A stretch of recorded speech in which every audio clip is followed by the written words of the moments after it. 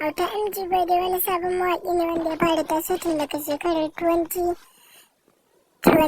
har zuwa kan yanzu 2023. Muna fatan zai ci gaba da ta har gaba da 2025. Assalamu alaikum warahmatullahi ta'ala wabarakatuh. Barkanku da zuwa tashar Rise ta Hausa TV. Tasha mafi shahara a arewacin Najeriya da ma faɗin duniya baki ɗaya. Idan yau ne farkon shigo ku wannan channel ɗin ta mai albarka, muna mai roƙonka da ka taimaka ka danna mana subscribe, sha like da kuma comment yadda kamar aka daɗa samun sababbin bidiyo mai ingantattu masu nishaɗantarwa a lokacin da muka ɗora. Idan kuma har ka riga ka shigo wannan channel ɗin ta mai albarka, muna mai roƙonka da ka taimaka ka danna mana sha like da kuma comment kamar aka daɗa samun ingantattun bidiyo mai masu nishaɗantarwa a lokacin da muka ɗora.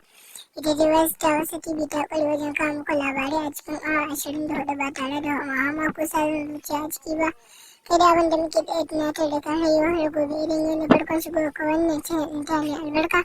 Muna mai roƙonka da ka taimaka ka danna mana subscribe, sha like da kuma comment da kuma ka taɓa samun sababbin bidiyo mai ingantattu masu nishaɗantarwa a lokacin da muka ɗora. Idan kuma har ka riga ka shigo wannan channel ɗin ta mai albarka, abin da muke da roƙonka da kai ka taimaka ka danna mana sha like da kuma comment yadda kamar aka ci gaba da samun sababbin bidiyoyin ingantattu masu nishaɗantarwa a lokacin da muka ɗora.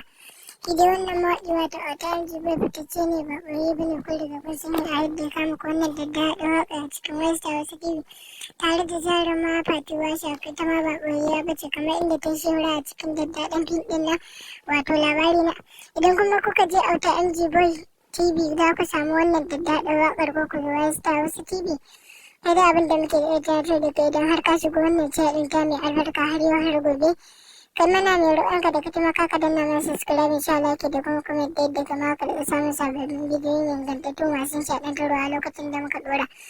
Idan kuma ka riga ka shigo wannan channel ta mai albarka, muna mai roƙonka da ka taimaka ka danna mana sha like da kuma comment yadda kama ka ci gaba da samun sababbin bidiyoyin ingantattu masu nishaɗantarwa a lokacin da muka ɗora. Muna godiya. Auta MG Boy, bismillah.